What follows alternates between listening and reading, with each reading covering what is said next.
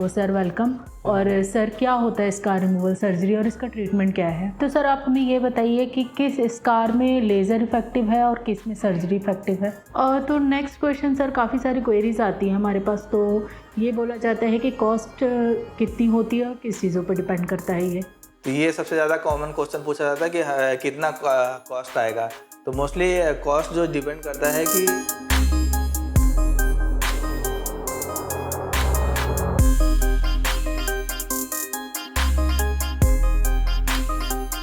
Hello everyone, कैसे हैं आप सभी लोग? आई होप आप सभी बहुत अच्छे होंगे। तो जैसे कि आप हमारे वीडियोस को काफ़ी प्यार दे रहे हैं और बहुत पसंद भी कर रहे हैं, तो आज हम फिर डॉक्टर विवेक अम्बेडकर सर के साथ हैं, और जो कि प्लास्टिक और कॉस्मेटिक सर्जन है। आज का जो हमारा टॉपिक है सर के साथ वो है स्कार रिमूवल सर्जरी। तो काफ़ी सारी लोगों को प्रॉब्लम रहती है स्कार के लिए, और मतलब इसकी काफ़ी सारी क्वेरीज़ हमारे पास आती है और हम देखते हैं लोग बहुत ज़्यादा परेशान हैं। तो आज हम सर से डिस्कस करेंगे कि क्या होता है, what is scar removal surgery. तो सर वेलकम। और सर क्या होता है स्कार रिमूवल सर्जरी और इसका ट्रीटमेंट क्या है? देखिए, पहले तो ये समझना पड़ेगा स्कार होता क्या है। तो जो काफ़ी पेशेंट क्वेरी रहती है, जो हमारे पास फोटोग्राफ देते हैं, तो उनको या तो ओल्ड जो स्कार जो बना है, कहीं चोट लग गई है, सूचर मार्क है, कहीं पे सूचर अच्छे से नहीं लगाए गए फाइन तरीके से, या कहीं बर्न स्कार है, तो उस कंडीशन में स्कार बन जाता है जिसको निशान बोलते हैं। उस कंडीशन में जो स्कार है उसको हम निकालते हैं, उसको स्कार रिमूवल सर्जरी बोलते हैं। तो कुछ लोग पूछते हैं कि स्कार रिमूवल सर्जरी करेंगे कि प्लास्टिक सर्जरी करेंगे कि कॉस्मेटिक सर्जरी कर रहे हैं। तो यही प्लास्टिक सर्जरी होती है जो स्कार को निकालते हैं। तो उसके डिफरेंट ऑप्शंस हैं, उसी को प्लास्टिक सर्जरी बोलते हैं। प्लास्टिक सर्जरी करके उसको सही किया जाता है। तो सर आप हमें ये बताइए कि किस स्कार में लेज़र इफेक्टिव है और किस में सर्जरी इफेक्टिव है? तो ये काफ़ी कॉमन क्वेश्चन पूछा जाता है कि हमें लेज़र कराना चाहिए कि स्कार रिमूवल सर्जरी हमारे लिए बेस्ट होगा। तो बेसिकली आपको ये समझना पड़ेगा कि अगर सुपरफिशियल स्कार है तो उस कंडीशन में लेज़र इफेक्टिव हो सकता है। पर अगर कहीं पे स्कार सूचर मार्क आ गया है, या कहीं पे हैच मार्क है, या गड्ढे हैं, तो उस कंडीशन में लेज़र से उस चीज़ को नहीं भरा जा सकता है। ये आपको समझना पड़ेगा कि काफ़ी लोग पूछते हैं इससे रिलेटेड कि हमें लेज़र करा लें, तो काफ़ी लोग लेज़र करा भी लेते हैं, पर बहुत ज़्यादा इफेक्टिव नहीं रहता है। अगर कहीं पे गड्ढा है, कहीं पे डिप्रेशन आ गया है, हैच मार्क है, तो उस कंडीशन में या तो फैट ग्राफ्टिंग हो सकती है, जिसको सब्सिजन करके उठा के उसमें फैट डाल सकते हैं, या तो ज़्यादा अच्छा तरीका अगर छोटा स्कार है तो उसको स्कार रिवीजन सर्जरी करते हैं, और कहीं बड़ा स्कार है तो उसमें टिश्यू एक्सपेंशन करके उसका जो पास का टिश्यू है उसको एक्सपेंड करके उसको स्कार को बंद किया जाता है। तो नेक्स्ट क्वेश्चन सर, काफ़ी सारी क्वेरीज आती हैं हमारे पास। तो ये बोला जाता है कि कॉस्ट कितनी होती है और किस चीज़ों पर डिपेंड करता है ये? ये सबसे ज़्यादा कॉमन क्वेश्चन पूछा जाता है कि कितना कॉस्ट आएगा।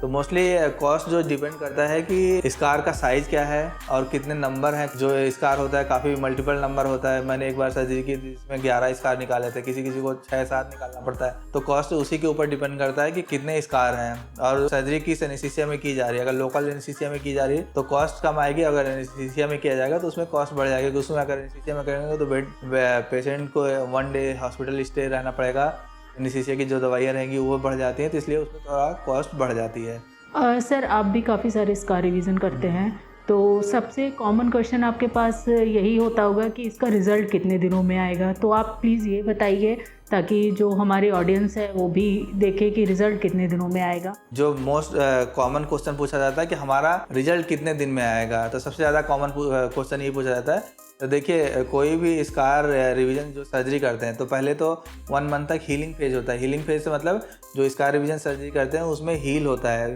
टिश्यू जो अप्रॉक्सीमेशन करते हैं वो जुड़ने में थोड़ा टाइम लेता है, तो उसमें हीलिंग फेज होता है। आफ्टर 1 मंथ के बाद रीमॉडलिंग फेज होता है। रीमॉडलिंग से मतलब उसमें चेंजेस आते हैं, तो 1.5 ईयर तक चलता रहता है, तो उसमें चेंज आता रहता है। तो कोई भी आप खुद भी बॉडी पे देखेंगे तो कोई भी स्कार अगर आज का स्कार है तो 1.5 ईयर में काफ़ी कम फेड हो जाता है। तो वही कहना चाहूँगा, जो रीमॉडलिंग हो जाता है उस कंडीशन में स्कार का रिजल्ट धीरे धीरे चेंज आता है और टाइम के साथ हल्का हो जाता है। उतना जैसे अभी आपका कोई भी स्कार है वो दिखाई देता है, वो टाइम के साथ उतना कम दिखाई देता है। तो सर एक क्वेश्चन और है, लोग ये पूछते हैं कि स्कार रिवीजन ज़्यादा बेस्ट ऑप्शन है या फिर स्किन ग्राफ्टिंग, मतलब जैसे कोई चमड़ी लगाना या फिर स्कार रिवीजन। तो सर आप ये बताइए कि इसमें क्या बेस्ट है? दोनों अलग अलग मेथड हैं, और मैं ज़्यादातर अपने पेशेंट में यही रिकमेंड करता हूँ कि स्कार रिवीजन या जो आसपास का टिश्यू है उसको अप्रॉक्सीमेशन करें, तो उससे रिजल्ट काफ़ी अच्छा आएगा। क्योंकि जो टिश्यू अगर कहीं पे फेस का टिश्यू है, तो अगर कहीं पे थाई से निकालेंगे या कहीं अदर बॉडी पार्ट से निकालेंगे तो वो फेस के साथ मैच नहीं करता, तो तो उसको अगर स्किन ग्राफ्टिंग करते हैं तो वो मैच नहीं करेगा और थोड़ा डार्क स्किन नज़र आएगी। तो कुछ पेशेंट बोलते हैं कि हमारे स्किन को इसको निकाल के चमड़ी लगा दो, तो मैं उनको यही कहना चाहूँगा कि चमड़ी तो आप लगवा लेंगे और वो डार्क कलर नज़र आएगा और उतना अच्छा दिखेगा नहीं, तो बाद में आपको बोलोगे कि आपने हमें बताया नहीं। तो जो पास का टिश्यू होता है वो ज़्यादा अच्छा मैच करता है, तो उसमें स्कार को अगर छोटा स्कार है तो अगर टिश्यू अप्रॉक्सीमेट हो रहा है तो उसको हम निकाल के बंद कर सकते हैं, वो बेस्ट ऑप्शन होता है, उसमें रिजल्ट ज़्यादा अच्छा दिखाई देता है। तो सर नेक्स्ट क्वेश्चन ये पूछेंगे कि स्कार को 100% रिमूव किया जा सकता है? देखिए, कोई भी स्कार को कम किया जा सकता है, 100% किसी चीज़ को नहीं रिमूव किया जा सकता है। 90+ रिजल्ट आता है विद टाइम, अगर सारे प्रिकॉशन आप फॉलो करें। सर्जरी के बाद जो सन एक्सपोजर अवॉइड करना है, टेप चिपका के रखना है, और जो एंटी स्कार जेल है वो लगा के रखना है, और सिलिकॉन जेल शीट लगा के रखना है, तो जिससे स्कार धीरे धीरे टाइम के साथ कम होता है। हो सकता है किसी स्कार में लेजर की भी ज़रूरत पड़े, पर धीरे धीरे टाइम के साथ वो इम्प्रूव होता जाता है और रिजल्ट आ जाता है। तो सर आपने जैसे सर्जरी की स्कार रिमूवल, तो आप अपने पेशेंट को क्या प्रिकॉशन बोलते हो कि जिससे रिजल्ट बहुत अच्छा है? तो उसमें यही है, avoid sun exposure, anti scar gel लगाना है और जो टेप चिपका के रखना है वो सब करना है, तो धीरे धीरे रिजल्ट टाइम के साथ इम्प्रूव होता जाता है। तो सर आपने बहुत सारी जो लोगों की क्वेरीज थी वो सॉल्व की और बहुत अच्छा लगा हमें। तो आपको आई होप जो है क्वेश्चन के सारे आंसर मिल गए होंगे, और सर की प्लेलिस्ट में काफ़ी सारे वीडियोस है स्कार रिमूवल की, स्कार रिवीजन की। तो अगर आपकी कोई क्वेरी है तो आप सर को व्हाट्सएप कर सकते हैं, और जैसा आपको पता है कि सर का एक ही सेंटर है रीवा में, तो आप उनको इंस्टाग्राम और फेसबुक पे भी फॉलो कर सकते हैं। और अगर आपकी कोई क्वेरी हो तो आप उनको व्हाट्सएप पे मैसेज कर सकते हैं या कॉल कर सकते हैं। और इसका आगे के पार्ट में हम दिखाएंगे कि रिज़ल्ट जो सर ने सर्जरी की है उसमें हम डिस्कस करेंगे कि रिज़ल्ट कैसा आया है। तो थैंक यू सर, आपने इन्फॉर्मेशन दी उसके लिए, और बहुत सारे लोगों की क्वेरीज थी वो भी आपने सॉल्व की। तो ये सबसे कॉमन क्वेश्चन यही पूछे जाते हैं जो सारे पेशेंट होते हैं, 99% यही सबसे ज़्यादा कॉमन क्वेश्चन पूछे जाते हैं।